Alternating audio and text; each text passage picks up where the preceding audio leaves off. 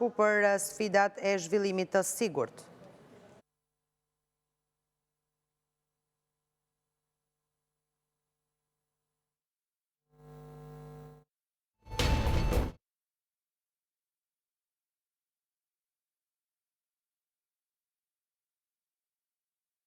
Information, National Agency for Electronic Certification and Cybersecurity, and the permanent representatives of the Republic of Albania in NATO.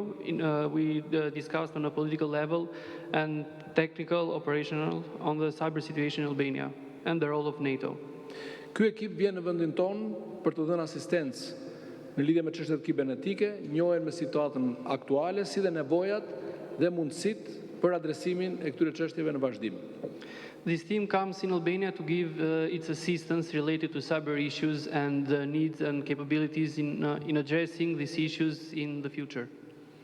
Pas sulmeve kibernetike ndaj sistemeve dhe infrastrukturës së informacionit, teknologjive të informacionit, shteti shqiptar tashmë të identifikuara për nga origjina i menjëhershëm ka qenë reagimi dhe përgjigja e strukturave të specializuara të vendit në bashkëpunim të ngushtë me ato nga vendet aleate.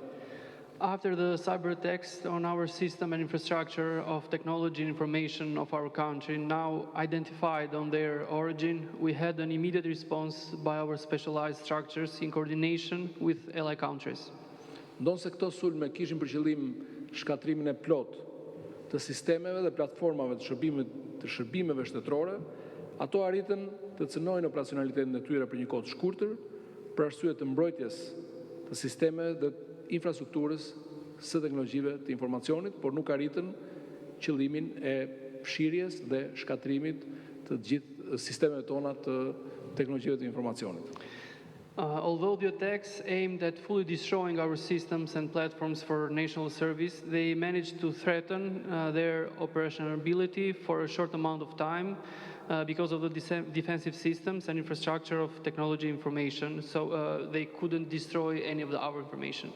Qeveria shqiptare reagoi menjëherë pasi siguroi prova të pakundërshtueshme për origjinën e sulmit, duke ndërprerë marrëdhëniet me Iranin. The Albanian government had a swift response after having a clear evidence on the origin of the attacks, and thus, as a result, by cutting all ties and relations with Iran. Aleatët tanë dënuan ashpër sulmet dhe dolën krah Shqipërisë nëpërmjet deklaratave ndryshme apo dhe me afrimin e asistencës së specializuar në fushën kibernetike. Our allies condemned the attacks and stood by Albania through different press releases and also offering specialized assistance in the cyber field. Aktualisht, pas afro 5 javësh punë intensive, është bërë mundur rikthimi i sistemeve dhe platformave të ndryshme në shërbim të qytetarëve të vendit tonë.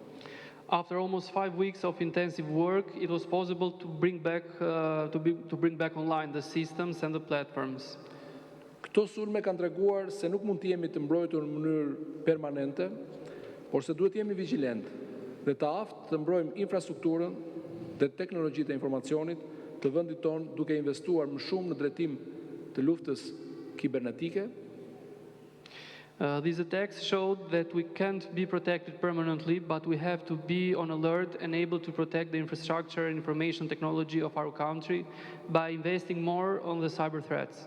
Investime të shumta janë bërë këto vite, por kjo është një luftë e re që ka marrë tjetër intensitet edhe mbas agresionit rus në Ukrainë, i cili ka prishur ekuilibrat gjeopolitik dhe ka ndryshuar skenën e sigurisë. We have invested a lot, but this is kind of a new war now, especially after the Russian aggression in Ukraine, which has destabilized all the equilibrium.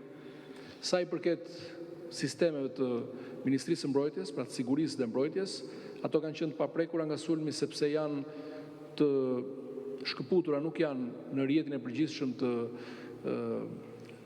komunikimit dhe teknologjive të informacionit, por pavarësisht kësaj, ne kemi rritur gatishmërinë dhe nivelin e vëmendjes dhe sigurisë për gjitha sistemet tona në fushën e sigurisë dhe mbrojtjes.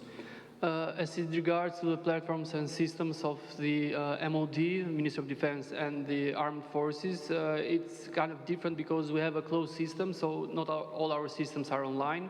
But even though we have increased our alert and responsive time, just to be sure. Dua të falenderoj Aleancën para publikut shqiptar për deklaratën e bërë në mbështetje të vendit tonë, si dhe asistencën e ofruar për forcimin dhe mbrojtjen e kapaciteteve të mbrojtjes kibernetike për të penguar sulmet kibernetike në të ardhmen.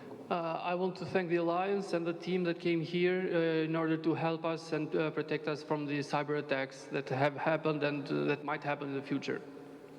Vizita e ekipit sotëm është një dëshmi e solidaritetit, e mbështetjes, e reagimit të menjëhershëm të aleancës ku ne bëjmë pjesë, NATO. Today's visit is a clear evidence of our cooperation, of our will to continue to work together and to stay together in the future with the alliance of NATO.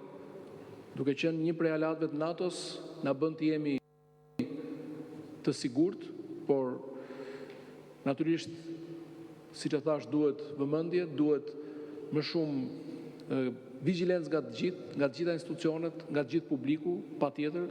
Ne do të bëjmë pjesën tonë të mbështetur nga aleatët tanë në bashkëpunim, pra, edhe me vende të tjera për të rritur kapacitetet, qoftë në hardware, në software, në trajnime, kapacitetet njerëzore, për të qenë gjithnjë dhe më të mbrojtur, por duhet ta theksoj, ndihemi fatlum që jemi pjesë e aleancës më të fuqishme politike dhe ushtarake në botë. Being part of NATO, of course, makes us feel safe, but of course we have to continue to be on alert.